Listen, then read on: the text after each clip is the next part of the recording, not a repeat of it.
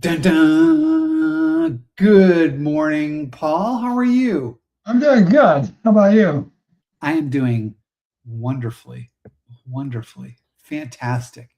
Hey, good morning, good afternoon, good evening, good night to everybody out in podcast land. I am Matt Kimball, and I am joined with the smartest guy I know, Paul Smith Goodson from More Insights and Strategy, and we are here to talk all things data center. All things data center. Is that right, Paul? All things? All things, anything I want to talk about data centers and it's there, we'll talk about it. There you go. And we're on episode 59, believe it or not, which I believe that's a prime number, right? Yeah. That's a prime number. That's pretty okay. That's a pretty large prime number. Um, I don't know why I'm fascinated with prime numbers, but I am. Hey, let's have a fun conversation. We have a few things we want to talk about, but before we do that, let's just remind people that they should not take anything we say as investment advice. We're here to talk tech and fun things that are happening in tech and trends we see. But if you take this and use it to try and enhance your investment portfolio, shame on you. Don't do it. Don't do it. I like the way you say that. You're like, yeah, that's a bad idea. It's a really bad idea. But today we're going to talk about rich teachers in data centers, which is interesting. And then what I like to call IBM's Wild Fortnight, not the video game, but the last 2 weeks. So I will leave it at that. Do you want to jump into yours, which is always an entertaining headline? The rich teachers in data centers? I'll explain rich teachers a little bit later here. All right. It'll make sense once I do. But I have to go through this stuff first. Well, anyway, we've always talked about the problem with state and local governments trying to throttle down AI and the data centers, but there's actually probably some good reasons for it. I was looking up some of the facts, and one of them is they're always concerned about the water and stuff, but a large scale data center can consume up to about 5 million gallons of water a day. I really wasn't aware of that. That's about the equivalent of a town of 50,000 residents. So I've lived in smaller towns than that. So we didn't have any water. Well, I would have celebrated that being when I was young and didn't have to take a shower, but wouldn't be too good right now. But anyway, that's directly related to the public drinking supplies and in cases where cities have been hampered by climate and various things. I mean, it can be a concern.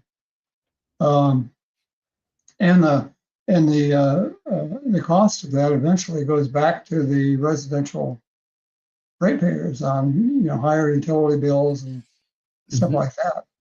Sure. There's a lot of states currently we've got legislation against data centers. Looking at it from the perspective of it's critical to national defense and how we perform globally. And I think it overrides some of the concerns, and I'll get to that in a minute.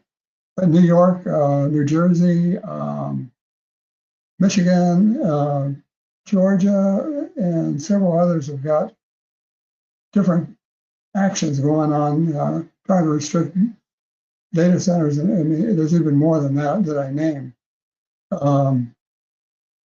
But the main excuse that they give is it depends on how much capacity it takes in megawatts, and they don't use square footage anymore, but it's usually centered around utility costs.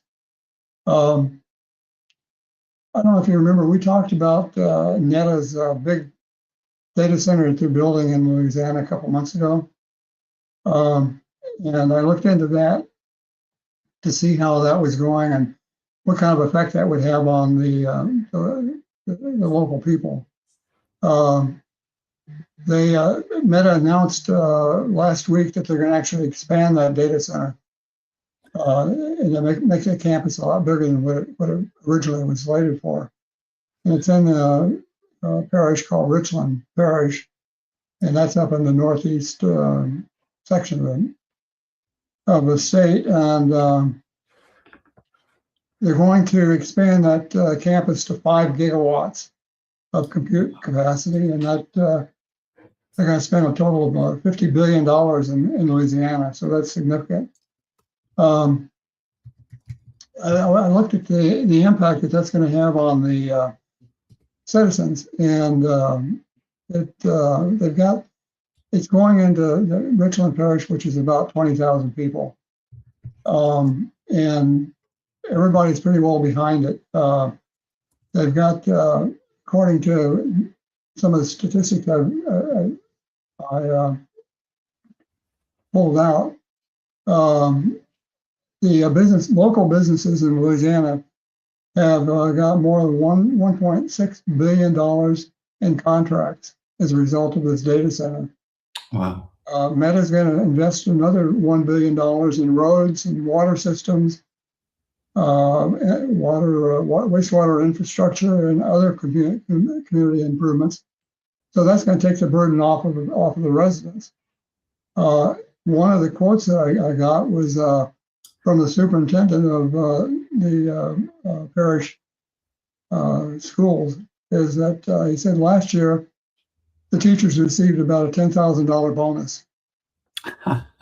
This year, that bonus check is over $50,000 as a result of contributions and everything. Yeah. And the data center.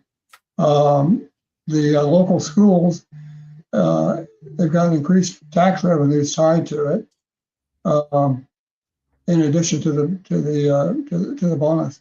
But anyway, that $50,000 to a teacher additional is quite a bit.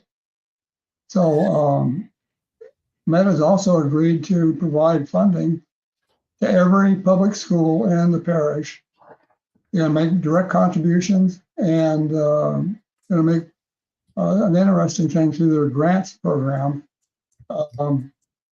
They're going to donate $5 million to the Louisiana Community College, and they're going to establish some scholarships for workforce training, which I think is probably the best deal of the thing. And starting with the class of 26, every high school graduate will be eligible for a full scholarship covering any data center related trade certificate or technical course. Pretty good. Wow. Huh.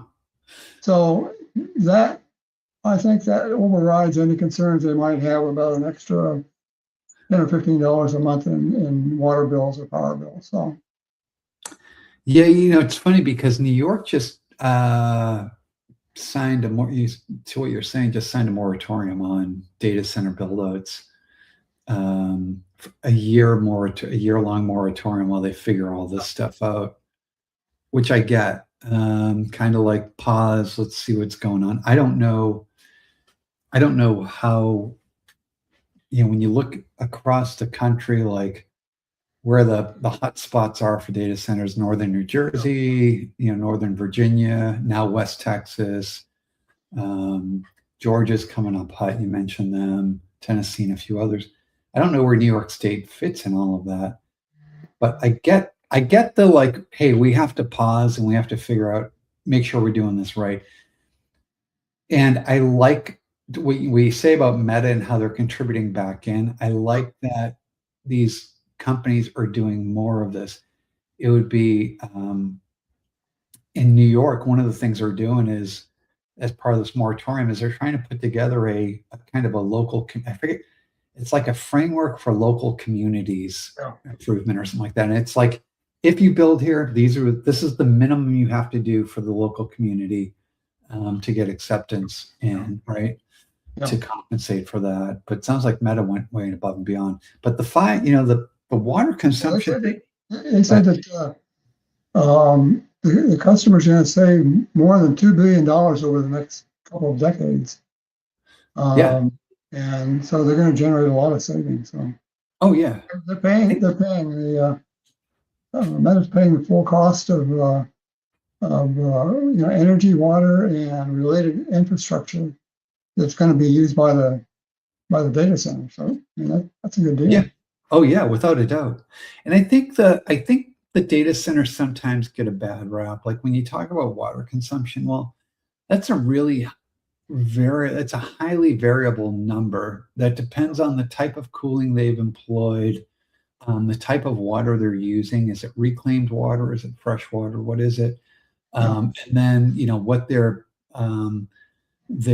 putting back into the system. There's so many different variables that come in, but I think for the sake of politics, a lot of these states and municipalities will throw out numbers that might be accurate on one level, but when you look at it kind of from an aggregate or a holistic perspective, maybe not as accurate as the politicians would have you believe.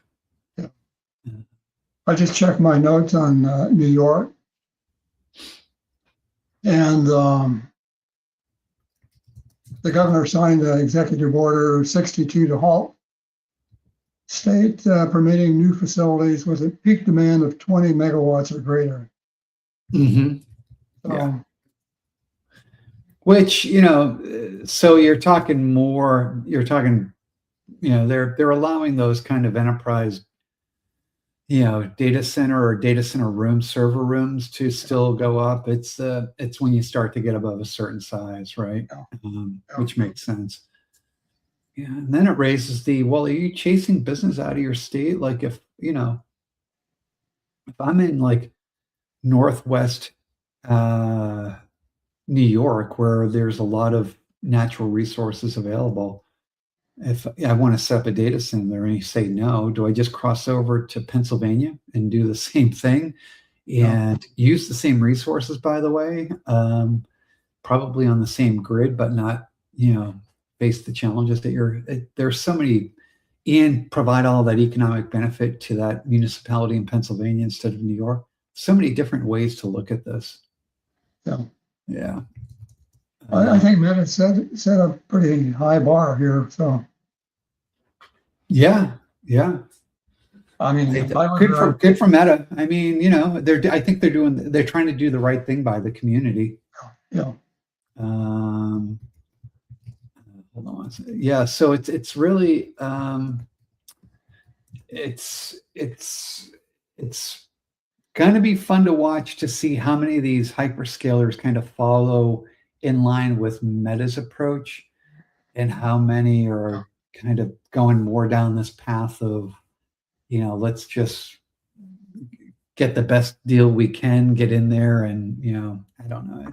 But that also tells you how much revenue is going to be at the end of this. Oh yeah. Yes. Yeah. This could shape a lot of, when you think about it, this could shape a lot of the economic outlooks for different states. If you embrace this, if you're on the lower end of the kind of economic ladder across the country, Mississippi and Arkansas, you have a lot of rich natural resources. This could really change your place in this economic ladder, if you will. Overall, it's a good deal for the United States. Mm-hmm. I mean, it fits right in with where Trump's going with beefing up the economy. So. Yeah. Anyway, speaking of rich teachers and data centers, I wanted to talk about IBM. Now you understand rich teachers now. Yeah, man, I'll take a $50,000 bonus. Yeah. We need to reach out to our boss. Yeah. I want to spend a few minutes on IBM's kind of what I call their wild fortnight. And as I said, I don't mean the video game, but they've had a really interesting couple of weeks. Last week, they kicked off, or they announced the availability of rack mount Z systems and Linux One systems, so you can put them in your traditional rack infrastructure. By the way, I read your article. I think it's really good. Thank you. Thank you. I'm going to touch on that a little bit. Thank you, Paul. Oh, oop, and that's my dog in the background. I apologize.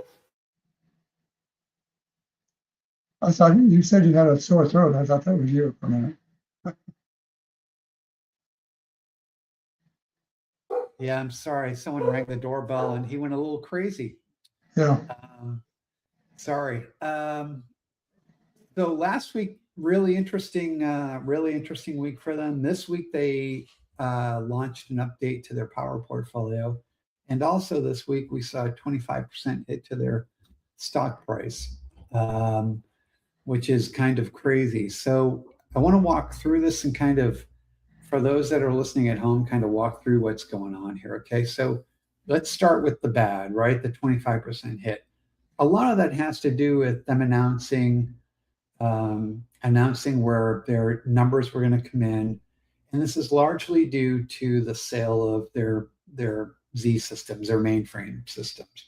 And what a lot of folks don't fully understand is that the Z market is very cyclical, right? So IBM, they release a new version of their Z system, they sell a whole bunch of it, it peaks at a certain point, and they've sold into their market, and then the number drops drastically because everyone's bought the new Z, and then it sits there, kind of bottoms out, and then when the new Z comes out, the new model comes out, it goes up again. Right now they're at 17. When 18 comes out, they'll kill it again. It'll raise their stock price, and it's truly a cycle. It just goes up and down and up and down and up and down. It's because the Z is a fairly fixed marketplace right now, or fairly fixed market right now. The number of customers is the number of customers, and that's what they're selling into. It's not a huge expansion market. And so the stock price kind of not irrationally, but artificially goes up and down based on Z revenue. Unfair, but it is what it is, right? IBM is doing a lot in software, and they're doing a lot around the edges to increase the value of Z within an enterprise. And this is what ties to kind of last week.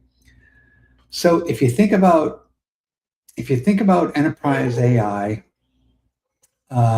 it's a really interesting play, right? Enterprise AI is only as effective as the amount of good data that you're feeding those models or those inference pipelines to deliver insights to your employees. And if you look across the enterprise, the most mission critical, the highest density of mission critical data sits on mainframes, right? Not all of your mission critical data sits on a mainframe, but all of your data on a mainframe is mission critical. And that's super important to feeding those enterprise data pipelines. And that's important because enterprise IT is no longer looking at, well, I have these HPE servers, I have these Dell servers, and by the way, my Z systems sit as an island or a silo separate from everything else, right? And I have to use some really complex ETL process to integrate my data. That's not the way the world is looking anymore. They're looking at a universal data platform coming from a bunch of different sources that's feeding the inference pipeline. And that's how folks are going to start viewing Z. And because of that, I think IBM has an opportunity to play a bigger role in this enterprise AI game if they play their cards right. Power is also a part of that. If you look at Power, a lot of those implementations are standing up mission critical Oracle databases that have all of your transactional data sitting, all of your transactional data that is not related to the mainframe. So there's so much data that's sitting there that's critical, that sits in an IBM estate.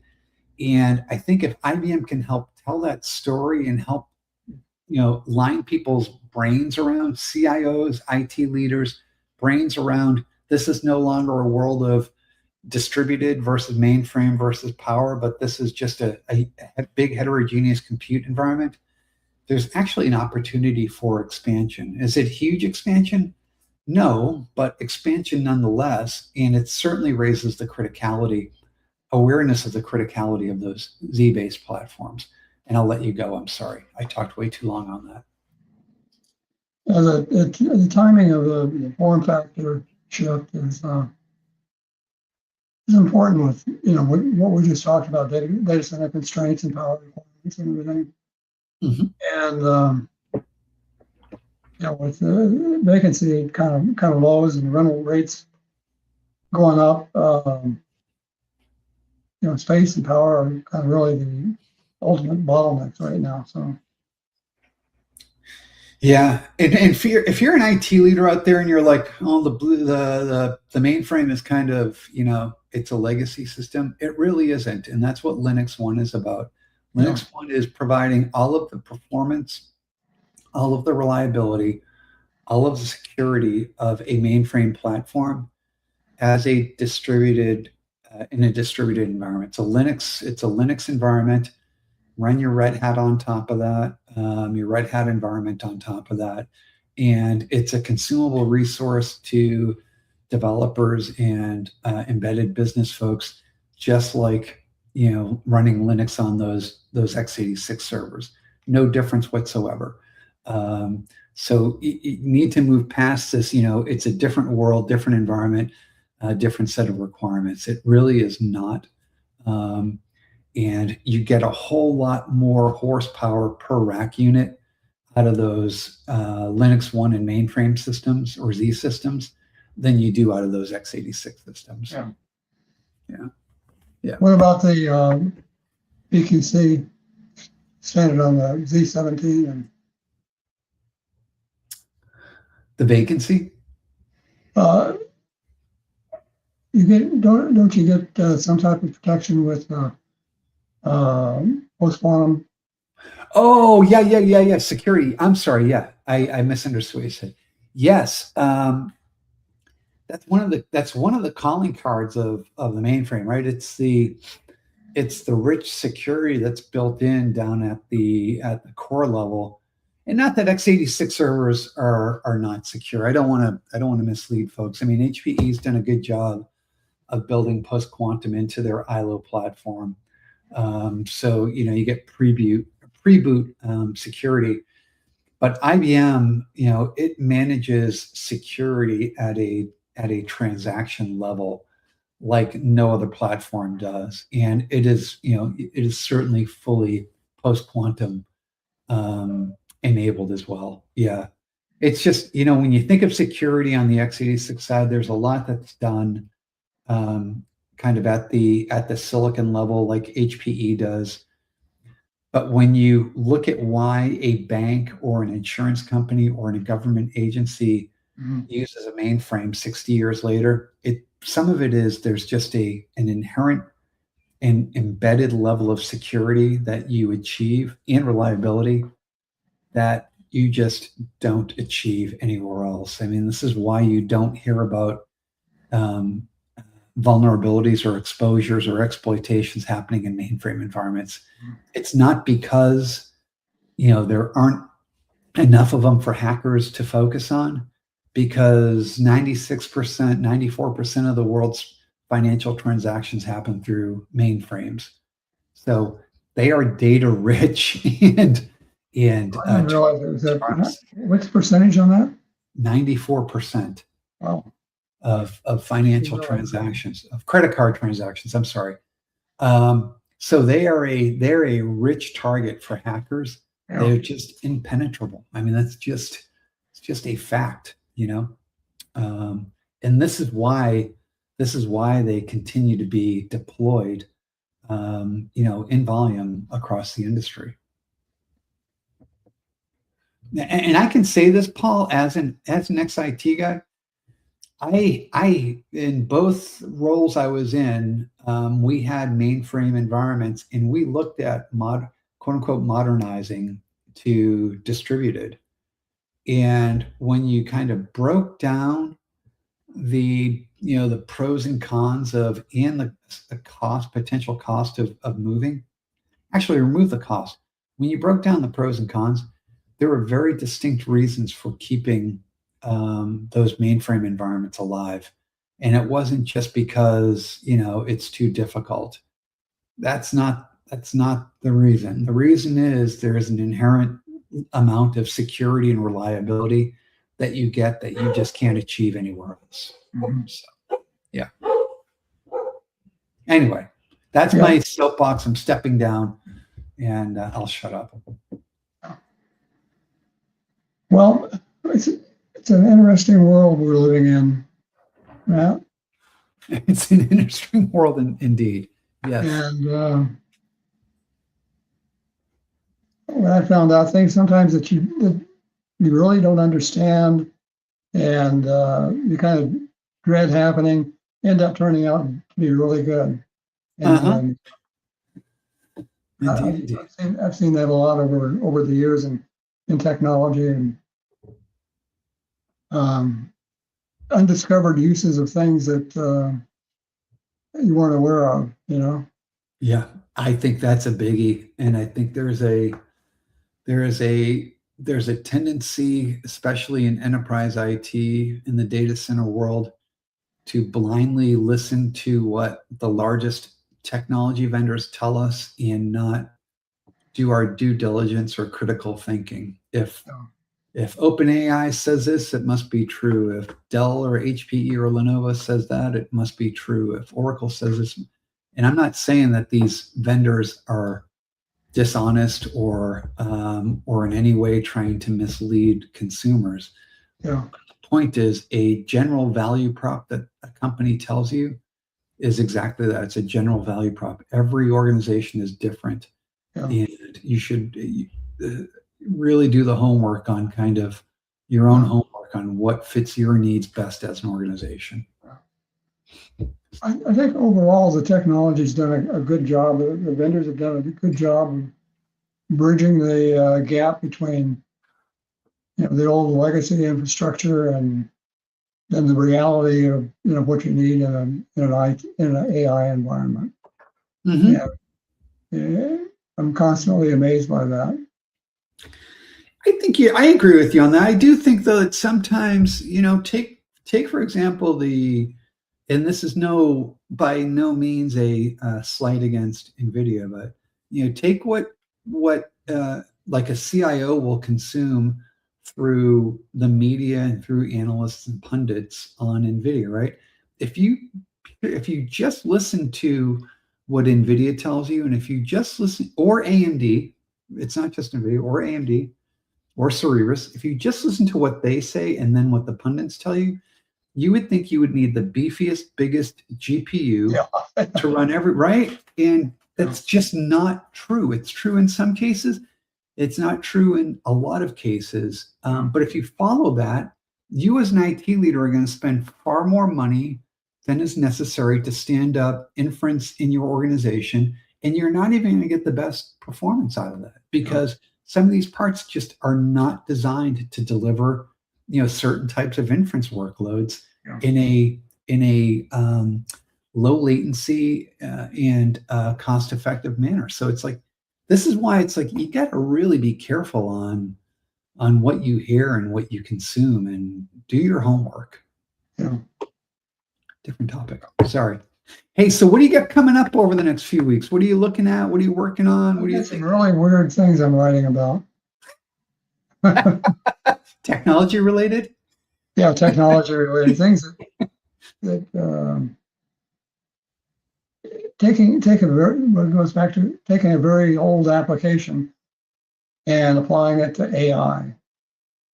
I'm looking at I don't know if you're familiar with virology and gain of function, where they took a pathogen and enhanced it to the point that they could experiment with it on using vaccines and stuff like that. That we wouldn't otherwise you'd have to wait for it to mature. Well, we can take that same technique and apply it to AI, and you can end up with something really interesting. And I'll leave it at that. Yeah, that is interesting. Yeah. So anyway. Are you playing around with that as well as writing about it, or No, not yet. I've okay. got the opportunity coming up shortly in the funding. That's an interesting kind of view on AI. It's I can't wait to read about that. Yeah. Um, Yeah, I should have it published probably in a week. I actually started working on it back in 2023. oh wow, okay. So Jeez. I'm just now Okay. getting encouraged to. Well, it's super interesting. It's because to what you're saying, I think on the AI front, everybody is really kind of in many ways thinking about all the greenfield opportunities, but Yeah, um, you know, they're not. I don't think that lens has been taken yet because there's so much attention focused on the front yeah, end, right? yeah, Oh, that's fascinating. yeah. Well, I'm going to be out at in San Francisco next week at Oh, that's AI good. AMD's at AI event, which is going to be Yeah, interesting. Um, yeah. I'm trying to avoid travel if I can. So, I, I am too, for what it's yeah, worth. It doesn't seem I'm not as successful as you. I yeah, aspire to be more like you. yeah, Um, it takes a toll on you, but that'll be a fun conversation to have in a couple weeks as well. Kind of aligning it to some of the stuff you're working on and yeah, looking at kind of how the two bridge. But yeah. yeah. Anyway, Um, well, good session. Good good stuff you're session. working on. Good conversation. It's I loved your take on the data centers and kind of all of the stuff that's going on around power and water and kind of interacting with the local municipalities. It's super interesting stuff. And again, like we talk about we get so caught up in the latest models and the latest cool tech, but this is Yeah, kind of the blocking and tackling and the the enabling the enabling of AI, right? So yeah. I'm not sure that they do a complete investigation on AI. If the government takes a look at what Meta's done, I think it would change their attitude a little bit. sure. Oh yeah, I think so. Anyway, hey, we're at time, Paul. Anything you want to add in before we bid farewell to our friends? Well, have a good trip and got some interesting things working on and things other than AI and quantum and things in the military world. So I think those all intersect somewhere too. yeah, Uh, do you want to remind our listeners and viewers to not take what we say as financial advice? oh, I think we made that pretty clear. And do not do that. Do not take our advice for any financial application or put your life savings in our ideas. So If you do, you're on your own. you're on your own. Yeah. All right. Until night and next time, we'll chat soon. Thank you, my friend. Hello.